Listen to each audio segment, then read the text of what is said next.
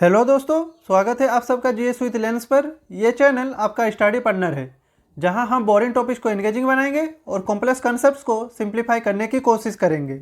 आज हम एक बहुत ही इंपॉर्टेंट टॉपिक पर बात करने वाले हैं, जो है डीपीएसपी। ये वो प्रिंसिपल्स हैं जो हमारे कॉन्स्टिट्यूशन के मेकर्स ने फ्यूचर के इंडिया को ध्यान में रखकर दिए थे, ताकि हमारा देश सिर्फ एक सशक्त डेमोक्रेसी ही नहीं बल्कि एक वेलफेयर स्टेट भी बने।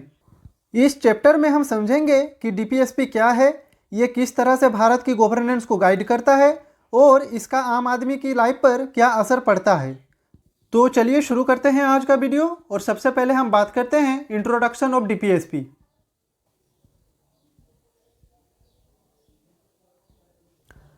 तो DPSP is in part 4 of the Indian constitution and it is borrowed from the Irish constitution which took it from the Spanish constitution.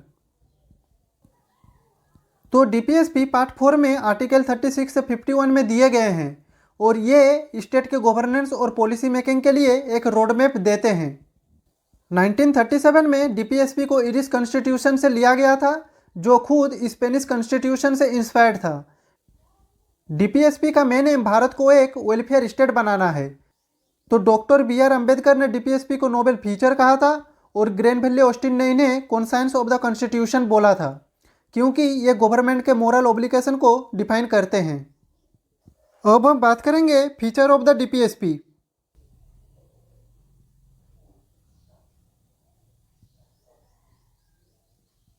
तो these are ideals guiding the state in policy making and law making.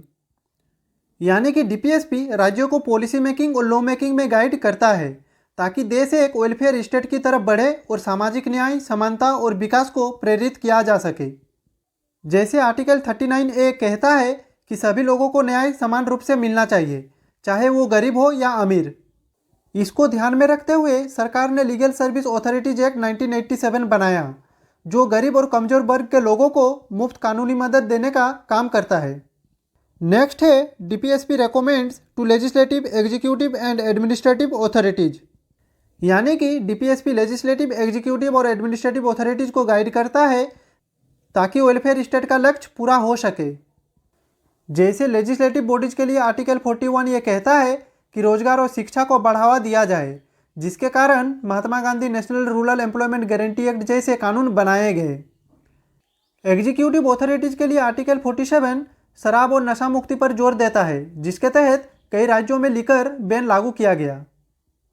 Administrative authorities के लिए article 48A environment और wild life के लिए सुरक्षण पर ध्यान देने की सलाह देता है, जिसकी वजह से वाइल्ड लाइफ प्रोटेक्शन एक्ट 1972 को लागू किया गया।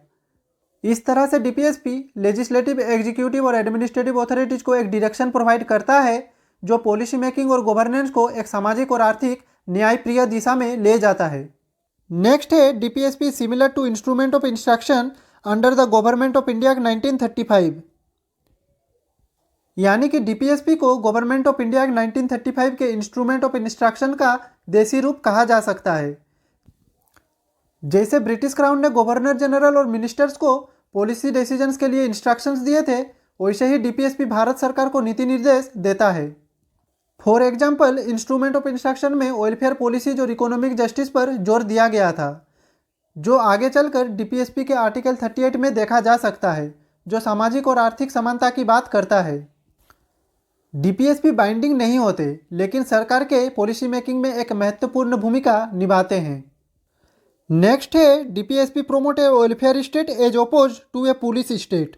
यानी कि डीपीएसपी भारत को एक वेलफेयर स्टेट बनाने का लक्ष्य रखता है, ना कि एक पुलिस स्टेट।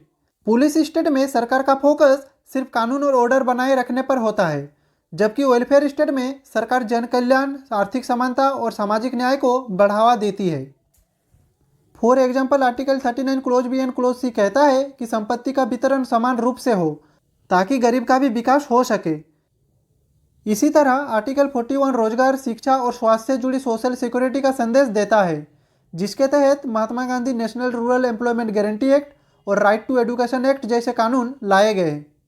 इससे हमें ये पता चलता है कि डीपीएसपी का उद्देश्य सिर्फ शासन नहीं, बल्कि समाज का विकास करना है, जो एक ट्रू वेलफेयर स्टेट की पहचान है।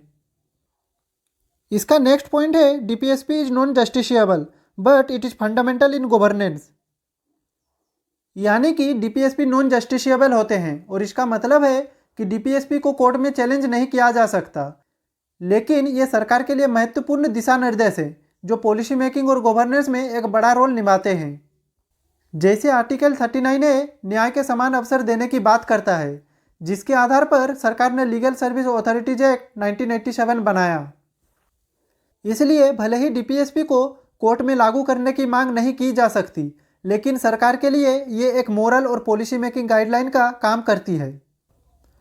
इसका नेक्स्ट पॉइंट है कोर्ट्स में use them to determine constitutional validity of laws. यानी कि कोर्ट्स इनका यूज किसी भी कानून की कॉन्स्टिट्यूशनल वैलिडिटी डिटरमाइन करने के लिए कर सकती है।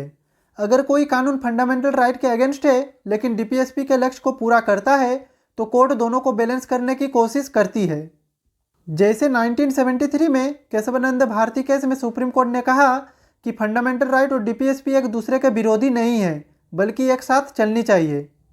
इसी तरह 1980 में मिनर्वा मिल केस में कोर्ट ने डिसाइड किया कि डीपीएसपी को पूरा करने के नाम पर फंडामेंटल राइट का उल्लंघन नहीं हो सकता, लेकिन दोनों के बीच का एक संतुलन बनाना जरूरी है। इसलिए कोर्ट डीपीएसपी को कानून की व्याख्या और उसकी कॉन्स्टिट्यूशनलिटी को तय करने में एक महत्वपूर्ण फैक्टर मानती है। तो चलिए अब चलते हैं हमारे नेक्स्ट स्लाइड पे। इस स्लाइड में हम बात करेंगे क्लासिफिकेशन ऑफ डीपीएसपी। तो डीपीएसपी का ऑफिशियल क्लासिफिकेशन कॉन्स्टिट्यूशन में नहीं दिया गया है, लेकिन स्कॉलर्स ने इन्हें 3 कैटेगरीज में डिवाइड किया है। पहला है सोशलिस्ट प्रिंसिपल, दूसरा है गांधीयन प्रिंसिपल्स और तीसरा है लिबरल इंटेलेक्चुअल प्रिंसिपल्स। सबसे पहले हम बात करेंगे सोशलिस्ट प्रिंसिपल्स के बारे में। तो चलिए देखते हैं।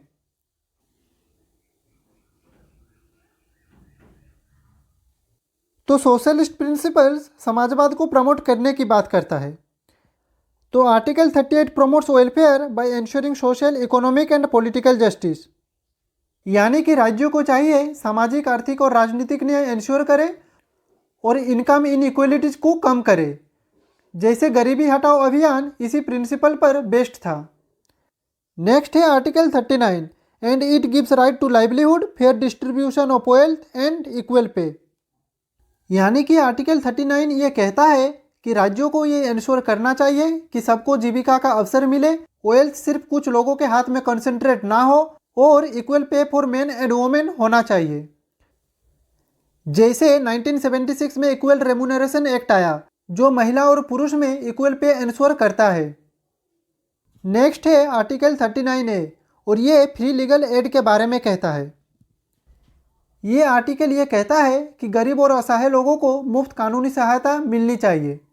लीगल सर्विसेज अथॉरिटीज एक्ट 1987 इसी प्रिंसिपल का इम्प्लीमेंटेशन है। नेक्स्ट है article 41 and it says about right to work, education and social security. यानी कि आर्टिकल 41 ये कहता है कि राज्यों को बेरोजगारी और बुढ़ापे के दौरान लोगों की मदद करनी चाहिए। Mahatma Gandhi national rural employment guarantee act इसी प्रिंसिपल का एक एग्जाम्पल है। नेक्स्ट है article 42 and it says about just working condition and maternity relief. तो आर्टिकल 42 ये कहता है कि काम करने वाले लोगों को सेफ और फेयर कंडीशन मिलनी चाहिए। जैसे maternity benefit act 1961 pregnant women को पेड लीव प्रोवाइड करता है। Article 43 is about living wages and decent life for workers. यानी कि आर्टिकल 43 ये कहता है कि वर्कर्स को मिनिमम सैलरी के अलावा एक अच्छी लाइफ जीने का अवसर मिलना चाहिए। इसी प्रिंसिपल पर मिनिमम वेजेस एक्ट 1948 आया था जो फेयर सैलरी इंश्योर करता है। अब आता है article 43A and it is about worker participation in industries. यानी कि ये आर्टिकल कहता है कि मजदूरों को इंडस्ट्रियल मैनेजमेंट में हिस्सा मिलना चाहिए, जैसे workers participation in management scheme जो PSU में इम्प्लीमेंट किया गया है। नेक्स्ट है article 47 and it is about nutrition and public health improvement. तो इस आर्टिकल का मतलब है राज्यों को लोगों की सेहत को इम्प्रूव करना और न्यूट्रिशन को बढ़ावा देना चाहिए। जैसे मिड डे मील स्कीम जो स्कूल गोइंग बच्चों की न्यूट्रिशन इम्प्रूव करता है। अब हम बात करेंगे गांधीयन प्रिंसिपल्स के बारे में और ये प्रिंसिपल्स महात्मा गांधी के विचार पर आधारित है।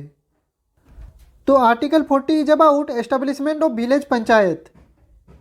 तो आर्टिकल 40 इंडियन कॉन्स्टिट्यूशन का एक इम्पोर्टेंट हिस्सा है जो पंचायती राज सिस्टम को प्रमोट करता है। ये स्टेट को ये डायरेक्टिव देता है कि गांव में लोकल सेल्फ गवर्नेंस के लिए पंचायती राज इंस्टीट्यूशन एस्टेब्लिश करे। इसको 73rd कॉन्स्टिट्यूशनल अमेंडमेंट एक्ट के थ्रू मजबूती मिली, जिसमें पंचायती राज को कॉन्स्टिट्यूशनल स्टेटस दिया गया। नेक्स्ट है article 43 and it promotes cottage industries. तो आर्टिकल 43 ये कहता है कि स्टेट को छोटी और घरेलू इंडस्ट्रीज को बढ़ावा देना चाहिए, जैसे कि खादी योजना। नेक्स्ट है article 43B and it encourages cooperative societies. यानी कि आर्टिकल 43B कोऑपरेटिव सोसाइटीज को प्रमोट करने पर जोर देता है। ये स्टेट को इनकरेज करता है कि वो वॉलंटरी फॉर्मेशन, डेमोक्रेटिक कंट्रोल और प्रोफेशनल मैनेजमेंट वाले कोऑपरेटिव सोसाइटीज को बढ़ावा दे, ताकि इकोनॉमिक एक्टिविटीज और रूरल डेवलपमेंट को सुधारा जा सके। ये प्रोविज़न इंश्योर करता है कि कोऑपरेटिव सोसाइटीज एफिशिएंटली काम करे और उनका मैनेजमेंट ट्रांसपेरेंट हो, ताकि मेंबर्स और सोसाइटी दोनों को फायदा मिले। नेक्स्ट है article 46 and it protects weaker section from social injustice. तो आर्टिकल 46 ये कहता है कि राज्यों को SC, ST और वीकर सेक्शन को सोशल इनजस्टिस और एक्सप्लॉयटेशन से बचाना चाहिए। SC और ST prevention of atrocities act 1989 इसी प्रिंसिपल पर बेस्ड है। नेक्स्ट है article 47 and this article is about ban intoxicating drink and drugs. यानी कि आर्टिकल 47 इंटॉक्सिकेटिंग ड्रिंक और ड्रग्स के कंजम्पशन को कम करने पर जोर देता है, क्योंकि ये लोगों की हेल्थ के लिए हार्मफुल होते हैं। ये स्टेट को ये जिम्मेदारी देता है कि वो पब्लिक हेल्थ और न्यूट्रिशन को सुधारने के लिए अल्कोहल और ड्रग्स पर कंट्रोल करे। जैसे हमारे देश के कुछ स्टेट्स में अल्कोहल बैन है, जहां सरकार ने लिकर प्रोहिबिशन लॉज बनाकर शराब बेचने और पीने पर रोक लगा दी है, ताकि सामाजिक और स्वास्थ्य समस्या को कम किया जा सके। नेक्स्ट आर्टिकल है article 48 and this article is about ban cow slaughter and improve breeds. तो आर्टिकल 48 ये कहता है कि स्टेट्स को गाय और दूसरे पशुओं की सुरक्षा और उनका सुधार करना चाहिए।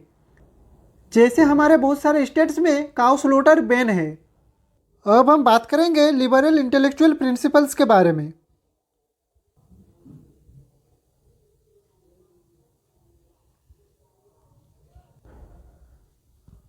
तो इस प्रिंसिपल के अंदर सबसे पहला आर्टिकल है article 44 and this article is about uniform civil code. यानी कि यह आर्टिकल कहता है एक समान सिविल लॉ होना चाहिए जो सभी धर्मों के लोगों के लिए हो।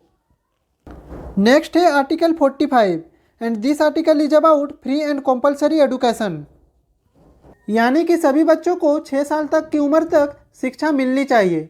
राइट टू एजुकेशन एक्ट 2009 इसी प्रिंसिपल पर बेस्ड है।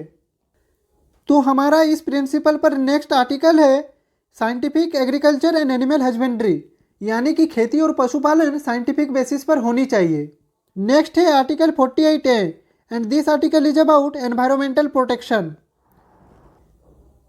यानी कि राज्यों को एनवायरमेंट को प्रोटेक्ट करना और फॉरेस्ट और वाइल्ड लाइफ को कंजर्व करना चाहिए।